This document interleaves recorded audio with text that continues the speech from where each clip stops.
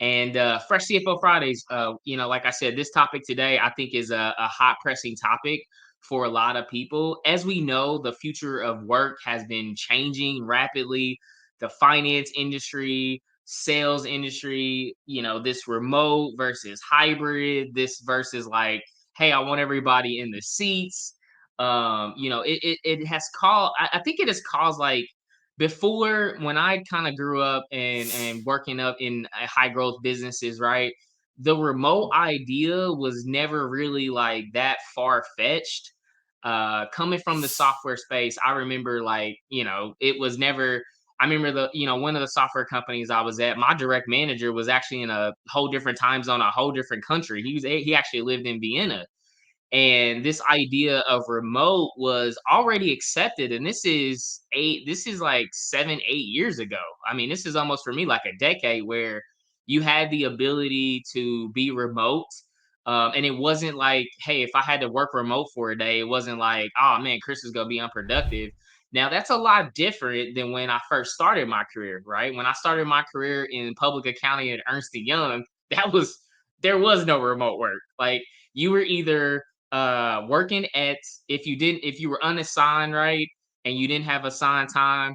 First off, in public accounting, when you didn't have assigned time, meaning that you weren't assigned to a client, all I kept getting was just inventories. Like, I would go do inventory counts at all these different places, and I was like, I have to find a client to get assigned to. This was like early on, right?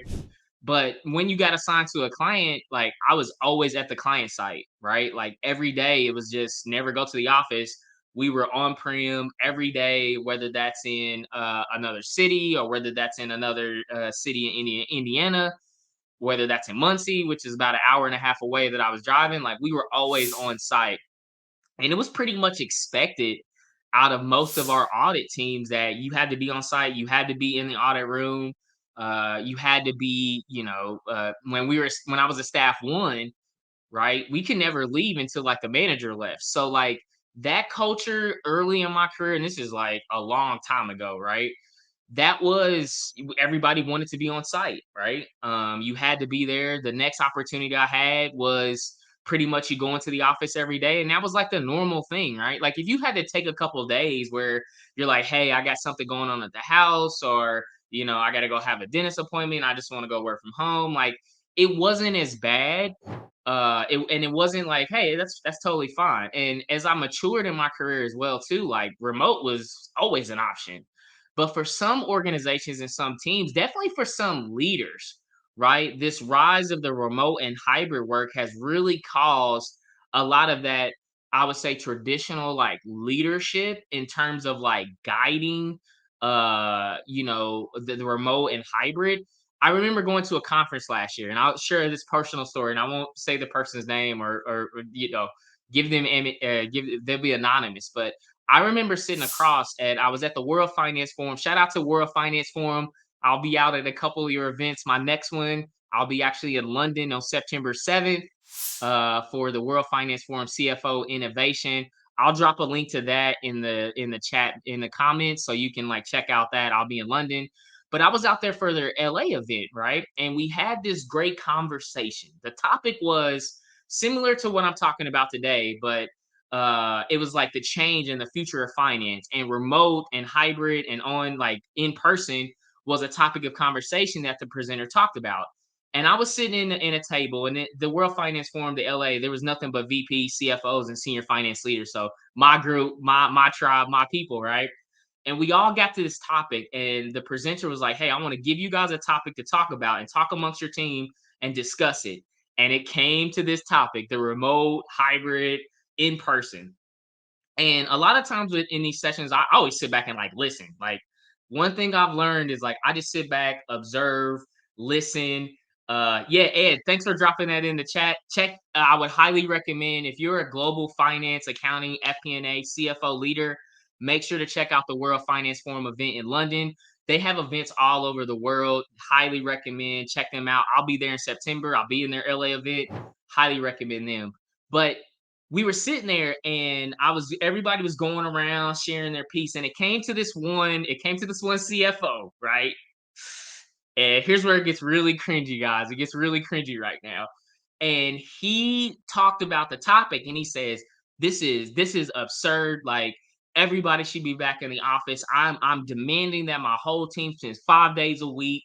Like, this is crazy. Like, I'm in the office every day. I get in at 7 o'clock and I don't leave. Like, everybody on my team should be there. And I don't understand why we're having all this pushback. This is like, he was so on the fence of like in person to hybrid being in the middle and fully remote. This guy was like, he wasn't even on, he was on a whole nother like element of himself. And I remember asking him, I said, "Hey man, like, help me understand that. Like, tell me a little bit more about what do you feel like you're lacking? Like, what was your team successful? Did the finance team break when it was going remote during the pandemic? Like, I'm curious. Help me understand a little bit deeper. Like, let's get to the crux of it."